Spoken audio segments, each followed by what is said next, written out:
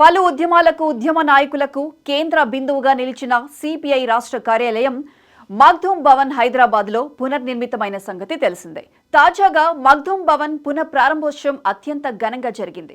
కీలక నేతలు ఈ కార్యక్రమంలో పాల్గొని సంచలన వ్యాఖ్యలు చేశారు. ఈ సందర్భంగా ప్రముఖ కమ్యూనిస్టు నాయకుడు మగ్ధూమ్ మొహిద్దీన్ను తలుచుకున్నారు. ప్రజల కోసం ఆయన చేసిన పోరాటాలను గుర్తు చేసుకున్నారు.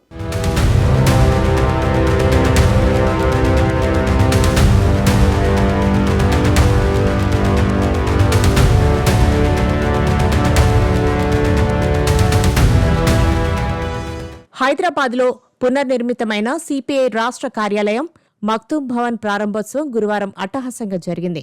ఈ సందర్భంగా సిపిఐ రాష్ట్ర కార్యదర్శి ఎమ్మెల్యే కూనంనేని సాంబశివరావు అధ్యక్షతన జరిగిన సభలో సిపిఐ జాతీయ ప్రధాన కార్యదర్శి రాజా ప్రసంగిస్తూ దేశంలో ప్రతి పౌరుడికి ఓటు హక్కు కల్పించి నిష్పక్షపాతంగా స్వేచ్ఛగా ఎన్నికలు నిర్వహించాల్సిన రాజ్యాంగబద్ధమైన ఎన్నికల కమిషన్ చర్యలు ఓటర్లకు ప్రమాదకరంగా మారాయన్నారు. అందుకే బీహార్ ప్రత్యేక సవరణను ఉపసంహరించుకోవాలని డిమాండ్ చేస్తున్నామన్నారు. రాజ్యాంగాన్ని, దేశాన్ని కాపాడి ముందుకు తీసుకువెళ్లడానికి లౌకిక ప్రజాస్వామ్య పార్టీలు శక్తులను బలోపేతం చేయవలసిన అవసరం ఉందని రాజా అన్నారు. భారతదేశం ప్రస్తుతం సంక్షోభంలో ఉందని, అనేక క్లిష్టమైన సవాళ్లను ఎదుర్కొంటోందని, కేంద్రంలో మతతత్వ శక్తులు అధికారాన్ని హస్తగతం చేసుకున్నాయని, ఆ శక్తులు తమ చేతుల్లో ఉన్న రాజకీయ శక్తిని, ప్రభుత్వాధికారాన్ని ఉపయోగించి అంబేద్కర్ సహా మహనీయులు అందించిన రాజ్యాంగాన్ని మార్చాలని ప్రయత్నం చేస్తున్నాయని, రాజ్యాంగాన్ని రద్దు చేసేందుకు రాజ్యాంగం ప్రకారం ఏర్పడిన లౌకిక ప్రజాస్వామ్య సంక్షేమ దేశాన్ని మతతత్వ పాపిస్టు శక్తులు దేశాన్ని మతరాజ్యంగా మార్చేందుకు ప్రయత్నిస్తున్నాయని, అందులో భాగంగానే దేశాన్ని, దేశ చరిత్రను మార్చేందుకు రాజ్యాంగం నుంచి సెక్యులరిజం పదాన్ని తొలగించడమే లక్ష్యంగా పెట్టుకున్నాయని ఆయన ఆందోళన వ్యక్తం చేశారు. కేంద్ర ప్రభుత్వ కార్మిక, ఉద్యోగ, ప్రజా వ్యతిరేక విధానాలకు వ్యతిరేకంగా ఈ నెల 9వ తేదీన కార్మిక, ఉద్యోగ దేశవ్యాప్త సమ్మె విజయవంతమైందని, ఇలాంటి ఉధృతమైన పోరాటాలను దేశ కార్మిక వర్గ పేదల ప్రయోజనాల కోసం భవిష్యత్తులో కొనసాగించాల్సిన అవసరముందన్నారు. కుల, మతరహిత సోషలిస్టు సమాజ నిర్మాణం కమ్యూనిస్టుల లక్ష్యమని, ఆ లక్ష్యం కోసం మెరుగైన భారతదేశం కోసం కమ్యూనిస్టులు నిరంతరం పోరాడతామని ఉద్ఘాటించారు.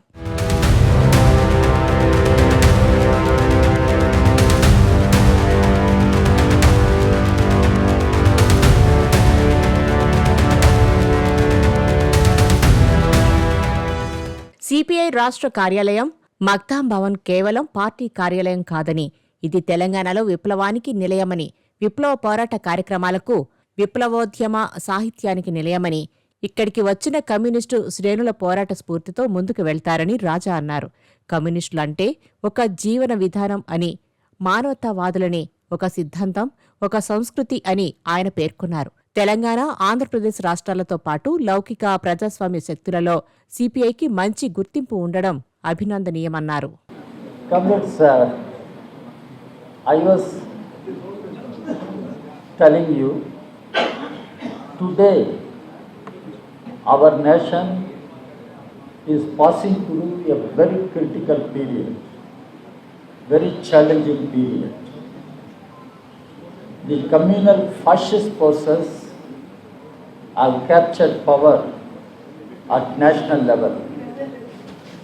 Using that political power, using the government in their hands, they want to change the very constitution of the country, which has been given to us by Dr. Ambedkar and galaxy of leaders.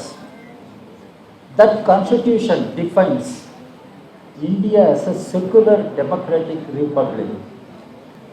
Change the character of Indian state. Indian state is a welfare state, but they want to change the character of Indian state as a fascist state. We must keep in mind. That is why they are fighting against constitution, the present constitution. They simply say remove secularism, remove socialism from constitution, but their whole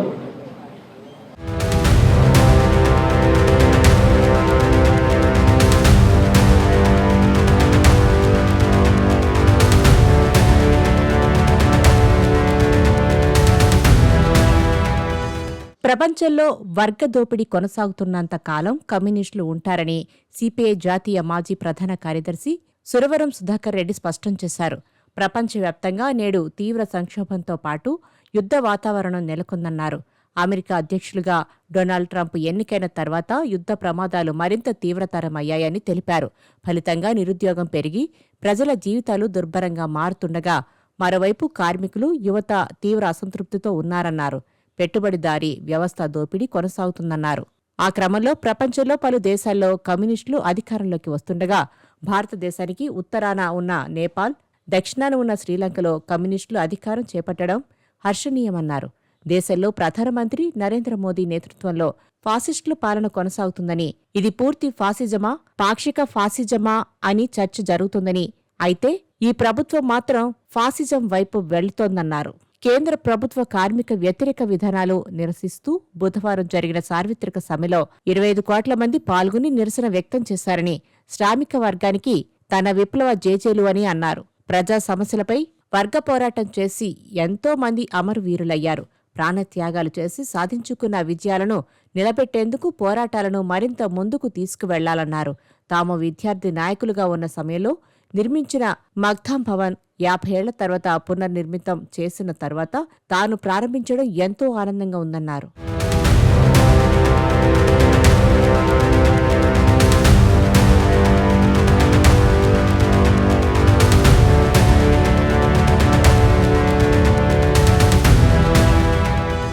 లౌకిక ప్రజాస్వామిక భారతదేశాన్ని కాపాడుకునేందుకు Congress, communist పార్టీలు కలిసి ముందుకు సాగాలని TPCC అధ్యక్షుడు B. Mahesh Kumar Goud అన్నారు.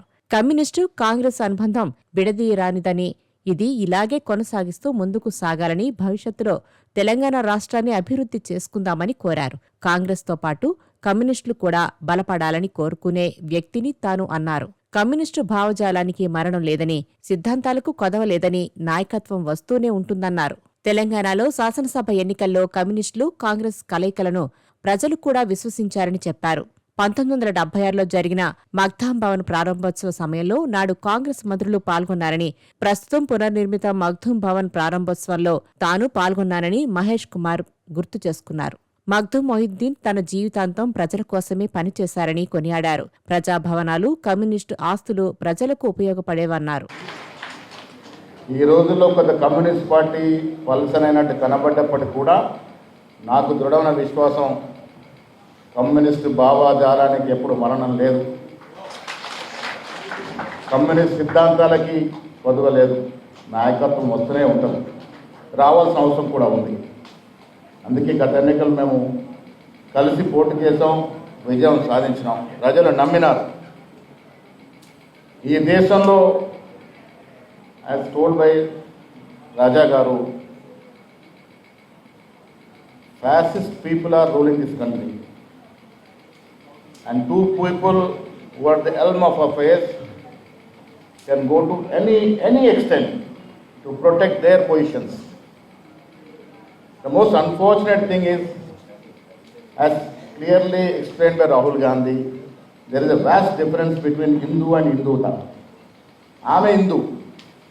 I perform puja every day, but I don't pray to that Hindutva card. And nowadays, if 10th dropouts, inter dropouts are falling prey for Hindutva, unfortunate thing is well-educated people are being spread away to that Hindutva card. This is very unfortunate thing of the country. ఈ దేశంలో లౌకికవాదం గురించి మాట్లాడితే urban naxalite అవుతా ఉన్నాం.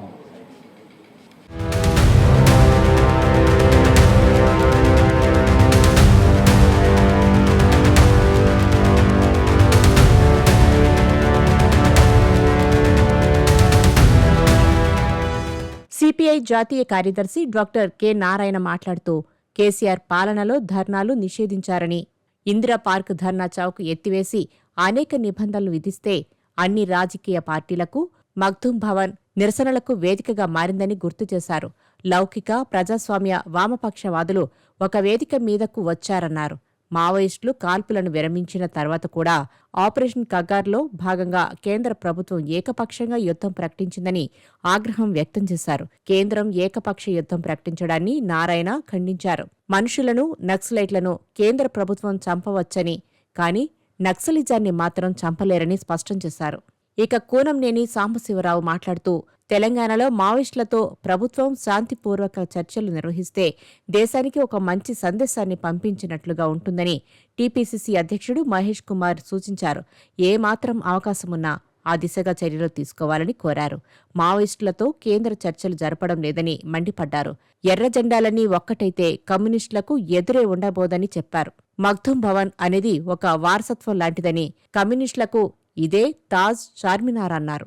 పెద్దలు నిర్మించిన భవనంలో పురావస్తు లాంటి జ్ఞాపకాలు ఉండాలనే ఉద్దేశంతోనే ఈ భవనాన్ని పునర్నిర్మితం చేశామని కూనంనేని వివరించారు.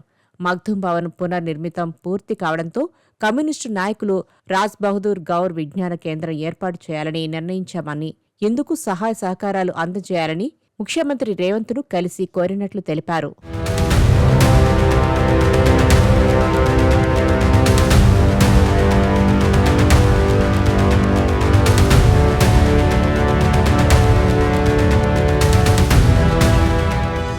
సిపిఐ రాష్ట్ర కార్యదర్శి జాన్ వెస్లీ మాట్లాడుతూ పేద, ధనిక, కుల, మత, స్త్రీ, పురుష అసమానతలు లేని సమాజ నిర్మాణానికి సోషలిస్టు భావాలను ముందుకు తీసుకువెళ్లే విషయంలో దోపిడీ వర్గాలకు కమ్యూనిస్టు భావాలు కలిగిన వారే ప్రత్యామ్నాయం అవుతారని తెలిపారు. ఆ దిశగా ప్రత్యామ్నాయం ఉద్యమాలను ముందుకు తీసుకువెళ్లేందుకు అందరూ కృషి చేయాలని కోరారు. మతోన్మాద హిందుత్వ ఎజెండా పేరుతో కార్పొరేట్ శక్తులకు అనుకూలమైన బీజేపీ దోపిడీ వ్యవస్థకు, భావజాలానికి వ్యతిరేకంగా లౌకిక శక్తులను కలుపుకుని పోరాటం చేయాలని సూచించారు. బీజేపీని గద్దెదించేందుకు అందరూ కలిసి ముందుకు సాగాలన్నారు. సిపిఐ న్యూ డెమోక్రసీ రాష్ట్ర నాయకులు వెంకటరామయ్య, సిపిఐ రాష్ట్ర నాయకుడు అన్వేష్ మాట్లాడుతూ ప్రజా సమస్యల పరిష్కారానికి ఉద్యమ కేంద్రంగా మగ్దుం భవన్ అనేక సేవలను అందిస్తుందన్నారు. చైతన్యవంతమైన ఉత్సాహాన్ని తీసుకొచ్చేందుకు మగ్దుం భవన్ పునఃనిర్మాణం ఎంతో దోహదపడుతుందన్నారు. ఇలా నాయకులంతా మగ్దుం భవన్ ప్రారంభోత్సవం సందర్భంగా తమ సందేశాలను వినిపించారు.